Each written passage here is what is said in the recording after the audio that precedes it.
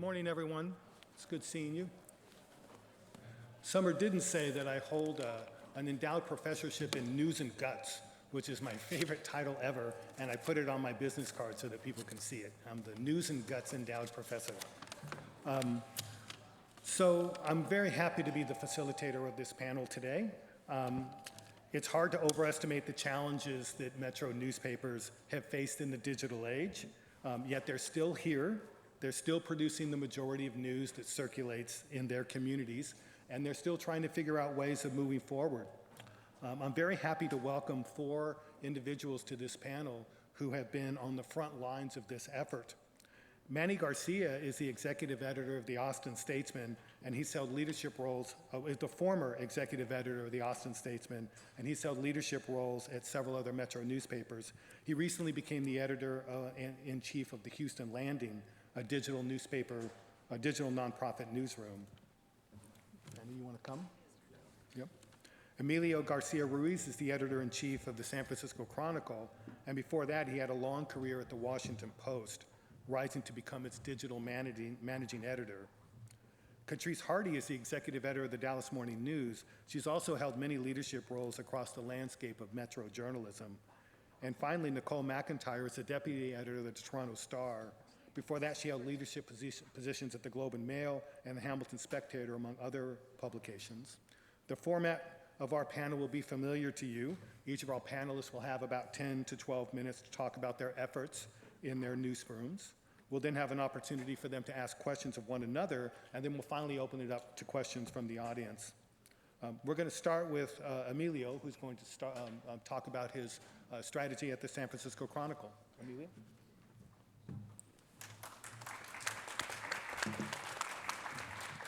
All right, I'm going to start with a pretty fast overview of where we are in the industry right now. I think all around the world there's an understanding by news publishers that we're at yet another important inflection point because of changes that are going on in the industry, and that it's a time again for us to begin thinking about adjusting our strategies. And so there's a lot of talk about this post-search, post-social world that is or is not coming next. So what does that mean, and so how are we adjusting to that? So I think we've reached a point, at least in newsrooms, that we're pretty clear that we are in charge of our own futures. Reliance on partners, reliance even on our own advertising folks. This is really about us and us being able to create relationships with our community in a way that creates a bond that will make them pay for content. And that this is liberating to me. It means that I am sort of the master of my own future, and if it doesn't work, it is on me. So what do we mean by that? So you've seen these charts before about how social referrals are dying. This was a trend that actually started a long time ago. It started with President Trump. Facebook began getting into all kinds of controversies because of the elections and their coverage, and they began ratcheting down. Everybody in the news business said they will come back. They're going to need news. They pretty much have gotten rid of news, and last quarter they had their most profitable and successful quarter ever. So they're not coming back to us. Google has its own existential crisis right now with AI. They've got to figure out their future. No amount of payment to publishers that all these things that are being negotiated now is ever going to be enough to sustain the type of news coverage that we need. So while that battles itself out and resolves itself, we need to be on our own sort of concerns. And the concern for us is simply this, right? It will go from that to that, and that Google will place a AI summary as your search result. Frankly, it's a better experience than a bunch of links. I hate to admit that, but it's true.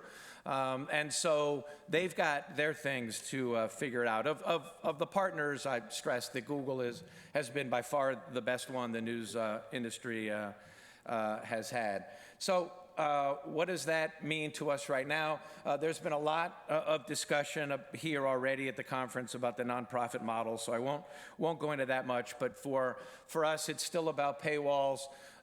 You know, there is the ginormous success of the New York Times with their subscription product. They have become, I refer to them as the Death Star, because they are now one of the world's leading publishers when it comes to revenue. The rest of us are struggling a bit. The Post had a bad run. There's hope that the intelligent paywall using AI might help us out, and the relationship between scale and conversion that we all thought, bring as many people in as you can so that you'll sell more subscriptions, seems to be broken now. We've had a great run of subscriptions recently with what I would call mediocre scale, which means the relationship with our consumer is changing. The no paywall world with big newsrooms where you're just trying to do scale programmatic advertising, those days seem to be behind us, and you've seen some of the rough cuts that some of those companies have had to make. We have a major problem, which is we have no idea what to charge for our product. The world is in this mass discounting phase where we are teaching our users that our readers that what they need to do is sign up for a discount deal, and the minute it ends, cancel and then sign up again for another discount deal. Everybody's doing it, and it's created a big problem. The second problem for someone like me is, frankly, we have a little bit of Walmartization of pricing going on with the New York Times. They are in my market at a very low price. They have big penetration in my market. And so I'm having a tough time raising my rates with people who say to me, well, why should I pay more for the San Francisco Chronicle than the New York Times? So if I'm going to succeed, I need them to pay not only more, but maybe 2 or 3 times more than what the Times is charging. So we have to figure that out. So all this has led to this shift to new models. A lot of the conference has reflected on this. So about 41% of local or regional news outlets are now nonprofits. And so I think we'll see more and more of that as the metros dwindle and competitors come in and take little slivers of neighborhoods one at a time. So it's up to us to figure out a way to survive in that sort of environment. So the talk is, some people call it a post-internet world, others call it a post-link world. What does this look like for us?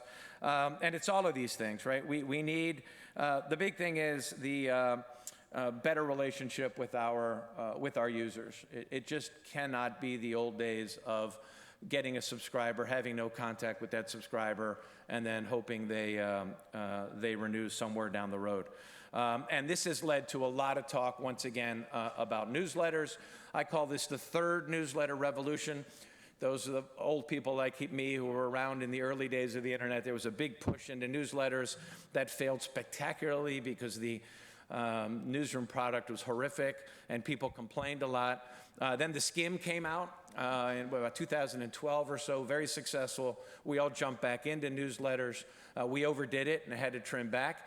And now we're into a new era, which is the idea of a standalone paid product that will be another driver of revenue. And so this Times story talks about a couple different things that are out there now.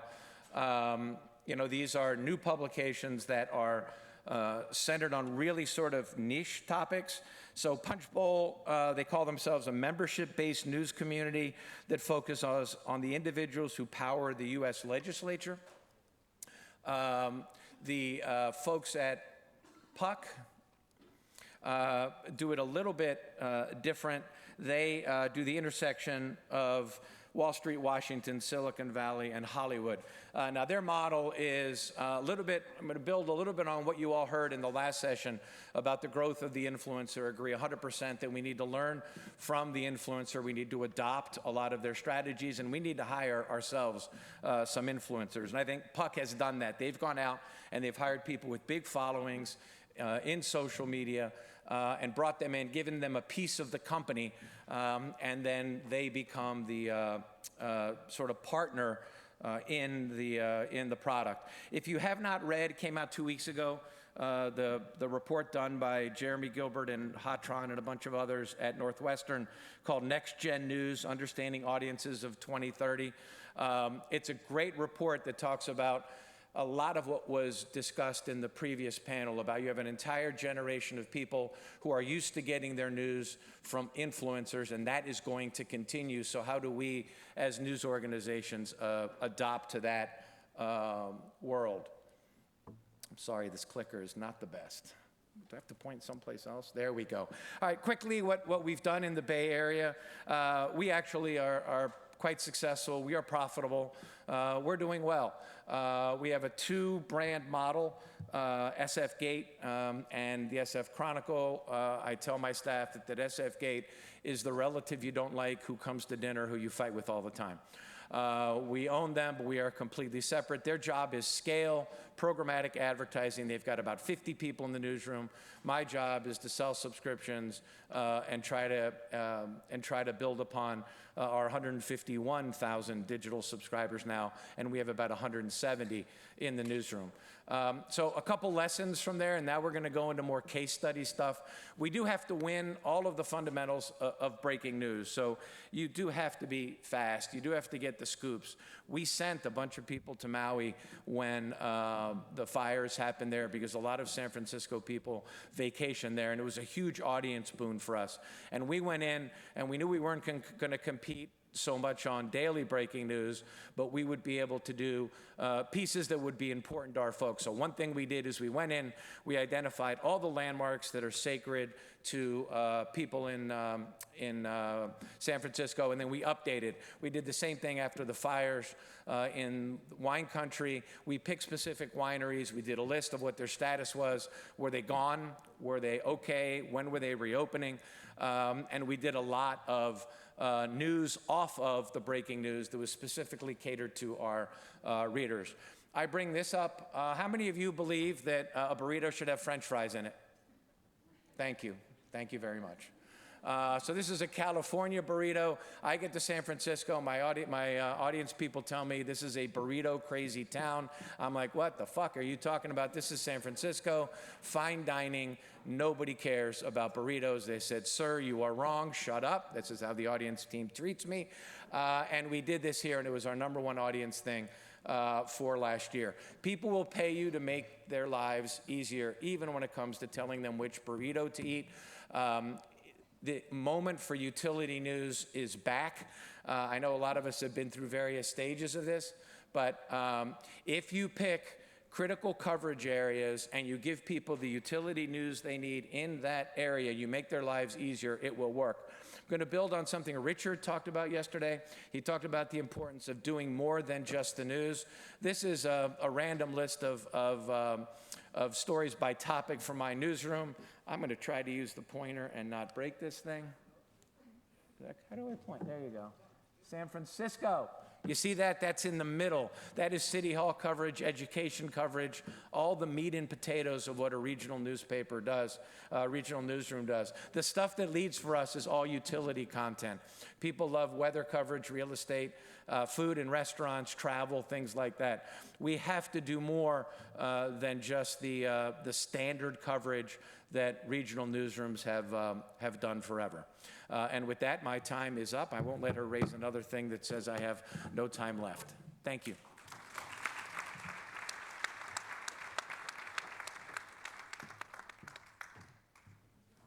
Thank you. I did not know French fries and burritos was a thing, so now I do.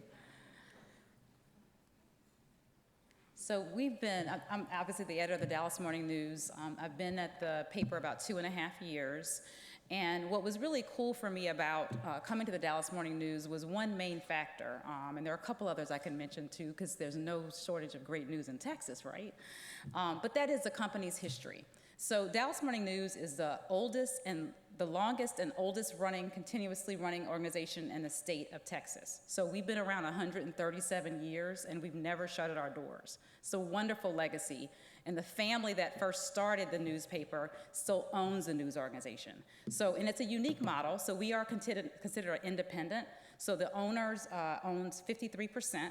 That's his stake in the company. And then we have a board, so we are for profit, and the board and shareholders own the rest. But when you've got 53% ownership, guess who wins every time? And he's from our region. He loves journalism. He graduated from Harvard, was the head of the editor of the Harvard Crimson Tide, and loves nothing more than the work that we do in the community. So what I wanted to talk about a little bit today is, kind of our transformation. And when I arrived, the paper really was struggling, I think, to understand if we wanted to still try to be the paper of record of the state, or if we really wanted to be something else. And what we ultimately wrestled with is, we are in a region of 8 million people. We have 50 Fortune 500 companies. We are never at a shortage for news. We started in North Texas, Dallas Morning News, and that's really what our focus needs to be. So I'll start with this. The video didn't work, but we'll just move on. We'll show the video later. So here's what we'll talk about today. We'll talk about our challenges, our transformation, kind of what we're working on every day, and the great work in our newsroom that I think we're starting to see some success from. So here's our challenge, and you just heard it, no matter what market you're in, declining audience. People have a lot to do. They don't have much time. They have a lot of places to get news. They also have a lot of places to get the information they need, where they're going to eat. We also, when I arrived, didn't have great metrics. We had a lot of different tools, but they all were telling us different things. So we were uncertain about our audience's needs and wishes. And then we had a hodgepodge approach. We were trying to do everything. We were trying to be on every social media platform. We were trying to serve every audience. And I'm not really certain we were serving all of our audiences well that way. So our opportunities really was get to know who's in North Texas, figure out how we can serve them better, and return to our mission, which at that point was really just being focused again on North Texas. So we spent a lot of time cleaning up our metrics. And ultimately, we've wrestled with, what page views, conversions, all of those things, but really helping our newsroom understand, and we're still in the process of that, what do the metrics show for their work? What stories are resonating? What stories aren't? The newsroom now has dashboards that everybody can look at and leaf through every day to determine what type of stories are resonating. We do year look-backs. We're in the process of doing that. And we also just rolled out something called beat mapping, which a lot of news organizations do. And it's really just dialing deep on which stories resonated, which ones do we still need to tell for our mission, but maybe there's a different way of telling them, or we just need to keep telling them the same way, and which stories we can give up because we can't do everything. What the audience also told us is a lot of what you just heard from San Francisco. People love food. So we doubled down in some of these areas. We now have 3 food reporters, and they're all extremely busy. We've added a faith reporter.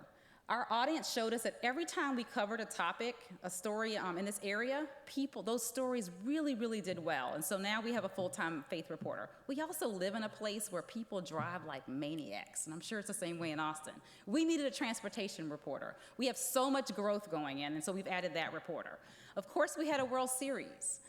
And so we doubled down during the World Series, and before that, actually, when it looked like they were doing well on Rangers. So again, we use metrics to determine where we want to add resources.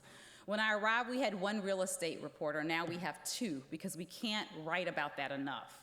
Public safety was an area where when we were talking, we had breaking news reporters, and we definitely need those reporters to do great work and trending work. But we also realized that one of our core missions and what people really resonated with was content that really opened them up to the problems and issues around public safety. So we broke off a public safety team, and just the theme and the kind of the switch and just the focus has allowed them to go deep on those types of topics, and we're seeing a lot of success from that. We also have had a watchdog columnist, Dave Lieber. He gets in and talks about anything that someone gives him. He'll talk about somebody maybe getting their house taken from them in the vein of development. He'll write about the utility bill and those charges that we also often wonder, how is that charge on my bill? What's it for? He does a really great job. And then again, we doubled down on breaking. We added a couple of trending reporters to the breaking team to really help tell those utility stories and what was newsy in town. So the way we've been growing and working on growth is by taking a different approach to just kind of the metrics. So again, doubling down, again, seeing what the information tells us and figuring out how to staff that. We've also really picked up, and we just talked about newsletter, breaking newsletter. So we have newsletters in a number of different areas, but now we'll push off a breaking newsletter on something that's really resonating or popular. You know, recently, if you guys read about the Ryfe story, young man in the NFL who was going 119 miles per hour. We had a headline on that yesterday at 6 p.m. on the interstate on last Saturday, and got into, obviously several people were hit in an accident, and he walked away from the scene with some friends. And so again, we pushed out breaking newsletters on that. We saw over 1 million new page views by taking this strategy last year. And so we're doubling down again. With the solar eclipse, we launched a 4-week newsletter sign up that people could sign up for. Same thing with our projects. We'll just launch a newsletter and then kill it once it's over. We've also really been working on our evergreen strategy. We saw last year that about 30% of the folks who read our content were reading content that we published from previous years. So that tells us it's a lot of seasonal information. And so we're really working to program that information. So like when the bluebonnets are popular, we'll bring back stories. The other thing we'll do is if something we'll publish on a Monday does really well, we'll try to bring it back out later in the week, which is something we hadn't done before. We'll republish it again, re-promote it, put it back at the top of the homepage if it has long tail opportunities, and we're seeing some really great success with that. We hired a storytelling editor because real storytelling, phenomenal, impactful work, it resonates. And then last, we actually really start to work on programming what we're doing. So we have a budgeting tool now where we plan ahead and we really look at, is this a great day to actually publish the 10 stories or the 30 stories or the 50 stories that we had talked about? Maybe today's not the day because Ryfe is blowing up and people won't pay attention to that. So we're trying to be a little bit more purposeful on when we publish our content. I'll tell you, the biggest thing for us, though, has been going back to quality, impactful journalism.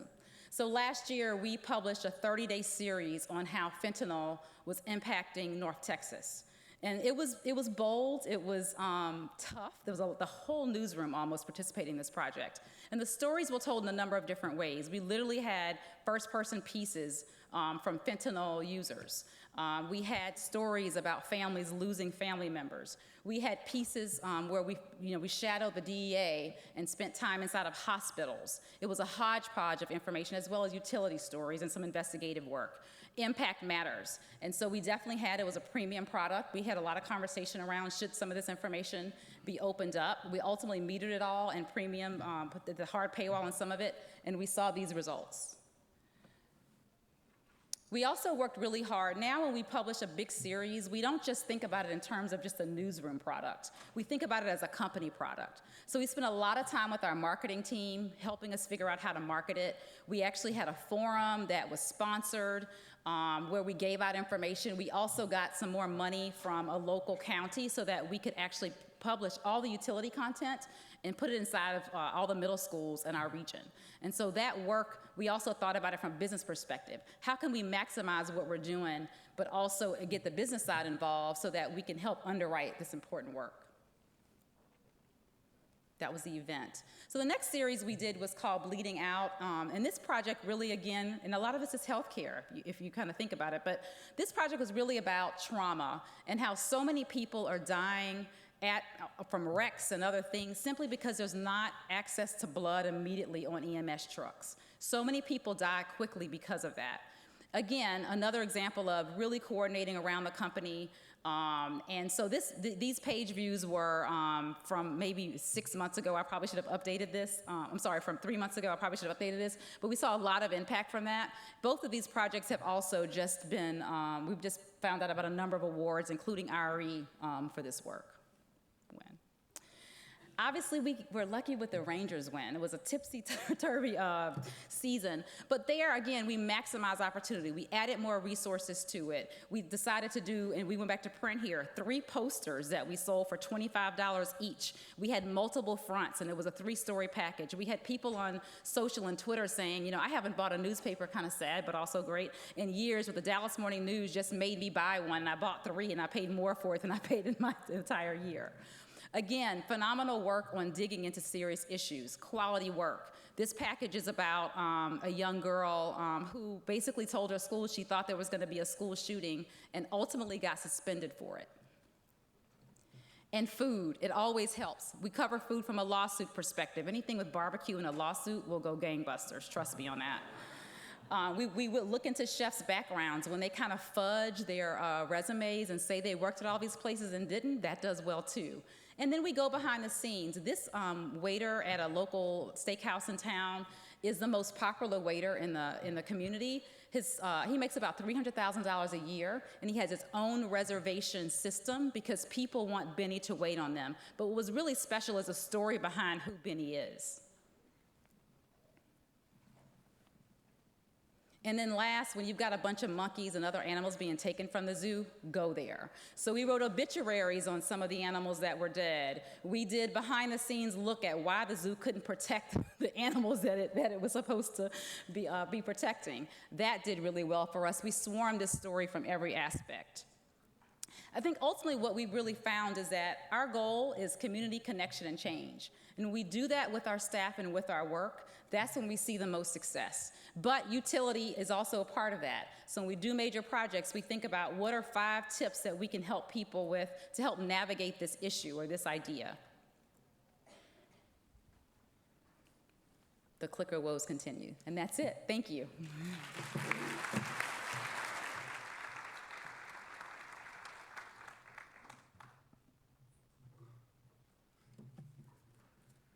Buenos dias. Good morning. So I'm going to give you a real tactical approach to what we've done at the Statesman, but now jumping into Houston Landing. What I want to talk to you about is, let me see here.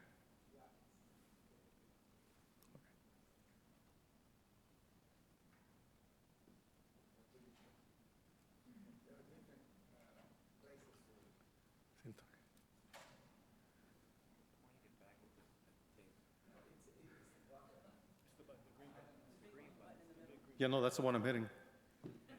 Vale. It takes a minute. It takes like 1 second. Vale, listo. Okay, thank you very much. Rosenthal, gracias por la ayuda. All right, so what I want to talk to you about is really think about ourselves here as audience directors. All of you are asking the same question, but then I'm the reporter and I'm not answering your question. I'm answering what I want to talk about. You see how that disconnect is between the audience? This is why what I've worked for in the past 3 years at the Austin American-Statesman and now going to Houston Landing is we are data and analytics journalists who do public service journalism, using data and analytics to bring together audience to connect. So the secret sauce for us at the Statesman has really been, and also now going to Houston Landing, is audience directors. Putting on my Statesman hat, so who are the top 2 leaders at the Austin American-Statesman? They both came from digital in audience. Roberto Farias is our audience director, the managing editor for news, Courtney Sebesta. Absolute rock solid journalist, tremendous background in audience understanding. And the reason I say that, and then going now to Houston Landing, among the first people I sat down with was our audience director, Forrest Milburn. And for me, that was a strategic leader who understands tactics. So think about in the old days, whether you're in TV, newspapers, we write stories, my gut tells me this is what the audience wants. Now, using Google Trends and all these other ways, you're able to know where is the best place to situate stories. So use those. What we've done is, for example, using Reddit, Instagram, newsletters, whichever way, because we have to go with the audiences. If you really want to see a great example of Instagram, go to Houston Landing. The Instagram page there is absolutely fantastic. One of our reporters, our K-12 reporters, Asher, did a great piece, again, on the ground with students. Rather than the academics, the students, what do you want to get out of the school year? How are things happening for you? A walking tour with a student. Look at that. It's a master class in that kind of work.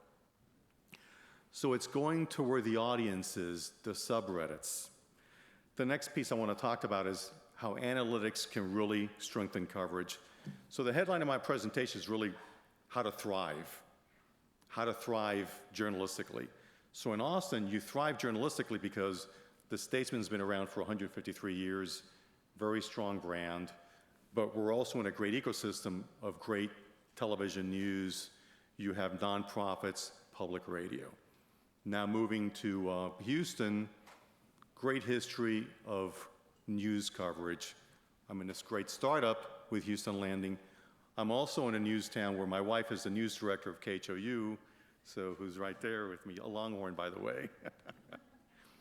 But the point is that for your coverage, as you're thinking about your analytics coverage, you don't have to reinvent the wheel. Think what you've heard from the panelists already, what really works. If you have great writers of knowledge of food, context, real estate. So for us in Austin, it was very simple. Storms really drive coverage. People really care. Think about where you're at. If people are moving into your region, if they're moving in, they don't understand what it's like to be in a winter here, or worse yet, in a summer. Of all things, what did we learn? What did analytics tell us in Austin? Among the top searches every day, Austin clima. Workers want to know in Spanish, ¿Cómo va a ser el día mío cuando voy a trabajar? How is my day going to be when I'm out there? Using those analytics, what were we able to do in Austin? We created jobs. If you follow Longhorn football, it's an alternate universe, really. So we used that to create, on top of our Longhorn writers, a trending Longhorn reporter. Trending, what are people talking about? What do they want to know? Writing those stories in the moment, like you're asking the question in the audience, tell me about this new recruit. Caleb Yum, I'm answering your question right there. You see, building the relationship. We've also used that to create extreme climate and a meteorologist's position that the Statesman's looking to fill. So the other thing I'll put you here is planning for scenarios and training the staff to win. After what happened in Uvalde, which the Statesman played a big role in it, we realized that we had to really own breaking news. And we had to have a plan so when it happens, we're not just calling people and saying, can you go over here, can you do this? People knew immediately how to jump.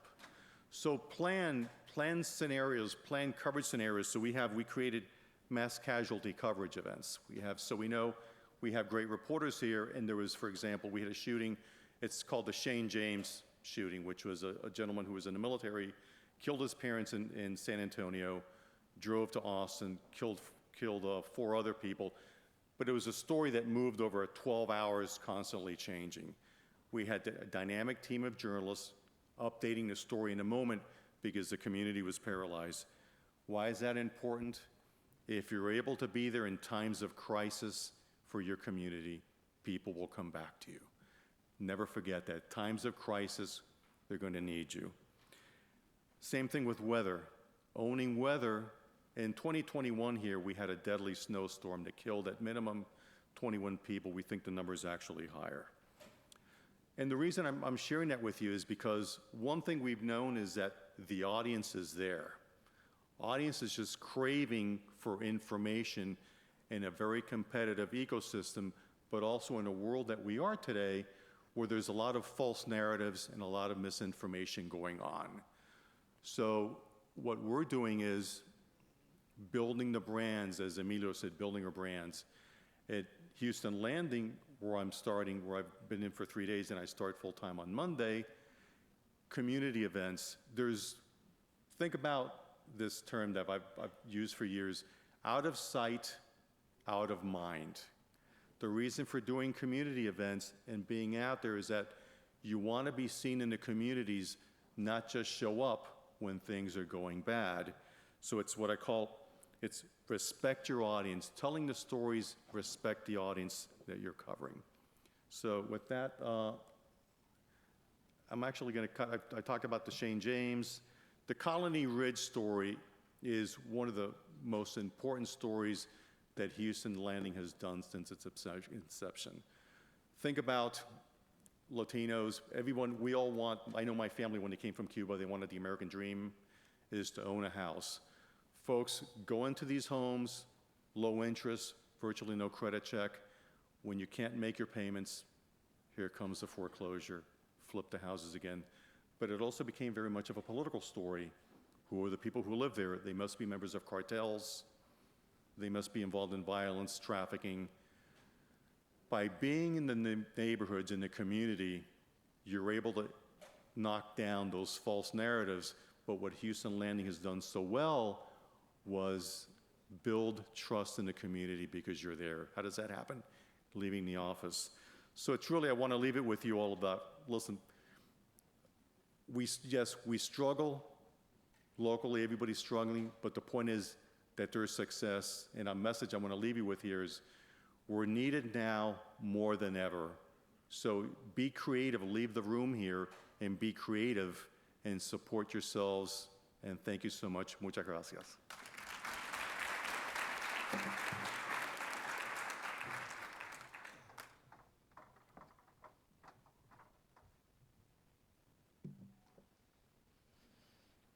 Thank you so much for having me here.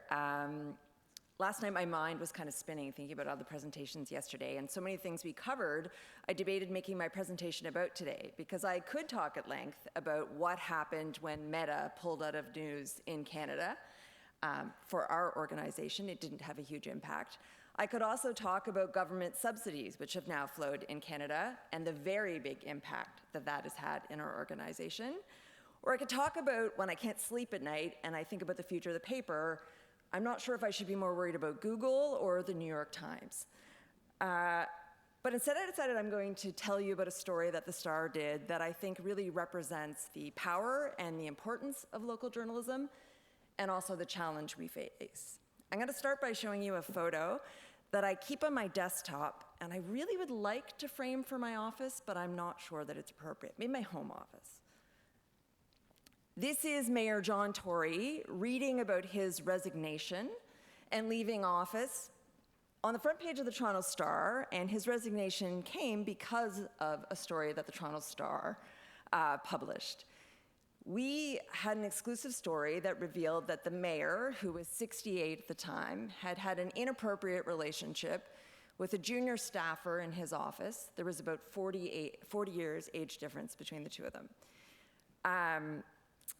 When we published that story, John Tory resigned.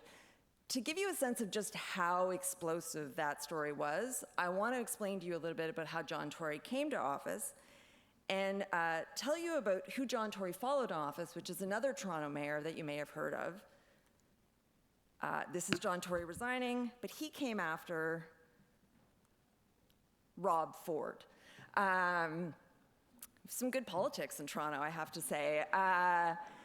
So the Toronto Star led reporting, which revealed that Rob Ford had a drug habit, that he had smoked crack while in office, that he associated with known criminals.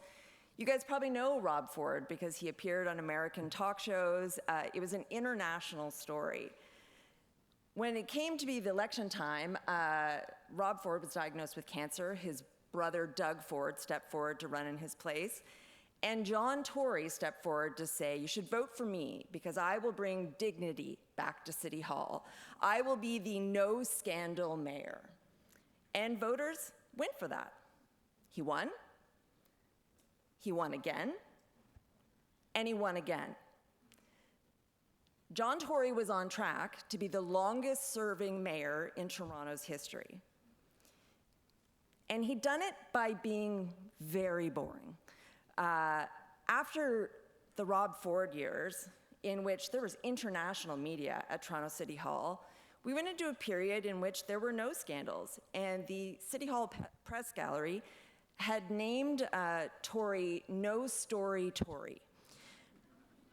So with all that context, you can probably understand why everyone in Toronto paused and went, what? When on a Friday night in February, we sent out this alert. People have described to me being in restaurants at the time when this went out, and literally everyone going, did you just, what is happening? Go to the Star. And less than an hour later, we sent out this alert announcing that John Tory had stepped down. Everyone was stunned. I don't think I have to tell anyone in this room how big of a moment this was for the Toronto Star. And I have to say, I'm very proud of our newsroom and how we handled this story, and that our newsroom understood what this story was and what it wasn't. We knew that this was going to be a controversial story. As I mentioned, John Tory had been elected 3 times. He was a very popular mayor. He was also very well supported by the establishment of the city. And any time a newspaper goes into the personal life of a politician, it's controversial. And we did get blowback from readers who said, the media have no place in the bedroom of politicians. And I would agree with them. But this wasn't about the mayor's bedroom. It was about the mayor's office. And it was about his conduct in his office. And I was so proud of how our newsroom approached that story, and that we never named the woman involved. We didn't even get into the salacious details. We focused very much on his actions as a mayor, whether or not he had violated the code of conduct, which an integrity commissioner later ruled he had. And we started an important discussion, which I thought we'd already had, but our coverage illustrated we hadn't, about in the post-Me Too movement, what is appropriate in a workplace. I also want to highlight this front page and say that why this was a big moment for the Toronto Star. On the top of that page, I want you to look at, you'll remember Rob Ford that I told you about, and his brother Doug Ford, who ran for mayor. Well, he's now our premier in Ontario. And on the same day that the Star broke this scoop, we also had a story revealing that at the premier's daughter's wedding, that the biggest developers in Ontario had sat at the head table with our premier. I would say that right around that time is also when the premier announced that protected greenbelt land was being opened up for development and new housing. Because of the Star's reporting, which inspired a lot of other media reporting, the premier pulled back on that decision and protected those lands again. To me, this is an example of the power of local journalism, and it's the best of what we can do, which is holding power to account and showing a community that journalism can have impact. But I also want to say that it also shows the challenge for us. This is the night that the John Tory story broke. That's a screen grab of Parsley, and it was taken by one of our audience editors who had never really quite seen a line like that on our website. And while I feel proud of this, I would also say to you that a future success is not built on a day like this. Because while the Star has a pretty good track record right now, scoops like this about the mayor are rare. And the reality for us is all those boring years at City Hall in which you need to produce content that people see as valuable, that they want to pay for. So now John Tory resigns, and we go into another municipal election, less than a year after we've just had one. And now listen, I used to be a City Hall reporter. I love a municipal election. Like, I can't get enough. Reader data would suggest that others don't really share that feeling. But here's the thing, everyone expects that your city newspaper is going to do a really good job covering an election. So to me, that is the challenge that we face right now. When we talk so much about data, we're deep into data as well. But what if the data suggests to you that you shouldn't be deeply covering the things that we believe are journalistically really important? I'm proud of how we took on, sorry to say, like, John Tory leaves. We had 102 people run for mayor. The ballot, you had to unfold a thing. So listen, an incredibly important election, and we need to do a good job of informing the community. How do you do that in a way, though, that people are going to read, that people are going to pay for? We have, through multiple elections, provincial elections, federal elections, learned people don't want podium journalism. They don't want us just to regurgitate what politicians have said. So we've said we're not doing that. They also don't want long features about issues. They also don't want a long list of here's where every candidate stands, here's all their platforms. but they do need all that information in order to make an informed choice. We took a different approach with our election coverage. These are profiles, which is a pretty standard thing in election coverage, but what we decided to do is, after 2 mayors in which their ethical decisions had raised questions about their leadership, we decided to focus on the top candidates purely as people. And we did 360 leadership reviews. If you're a manager and you've had a 360 review, you know they can be humbling. This was our way to say to readers, let's just focus purely on who these people are to tell us what kind of leaders they would be. But also, people still needed to know their platforms. So we partnered with a company called VoxPop, which creates a vote compass in which you go in and you fill out a survey in which it asks you things like, would you support taxes being higher if it meant more social programs for people who can't afford to pay taxes? How do you feel about the libraries and whether or not we're giving people enough service? At the same time, we sent that same survey to all the top candidates, and they got to fill out their answers. And then what it does is it offers readers, here's how you align with the different candidates. So here we are giving people the same kind of content that we would have given them years ago, but probably in a big chart of here's everyone's platform and you go through. Instead, we've made it an interactive experience, and also we've removed this sense of bias. We're not in between helping say this platform, this side. It's like, how do you feel? How do the candidates feel? Let's lay it over. The biggest thing that was taken out of this is that people were often surprised who they aligned with. This is our new mayor, Olivia Chow. She's also been a bit of a no-story Chow. And I guess I would say, like, that is what I would say is the challenge. Our jobs would be easy if every day it was crazy scoops. That's not the reality of what we do. We do have to use data to help us decide how are we going to cover our community and how are we going to resource our newsrooms. How many people are you going to have on an I-team digging into stories that are going to have a huge impact? But how many people are you also going to have on an express desk that needs to chase breaking news? How many people are you going to cover food? Does that mean you're taking someone out of City Hall? And I think that is what we're all struggling with as newsrooms right now. How do we fill that mandate of journalism that we also believe in, but also be guided by reader data? I think it has been humbling to be guided by data, but it also opens up so many of our opportunities to show that actually people do care about these stories, but they're asking us to tell them in different ways. So, thank you so much.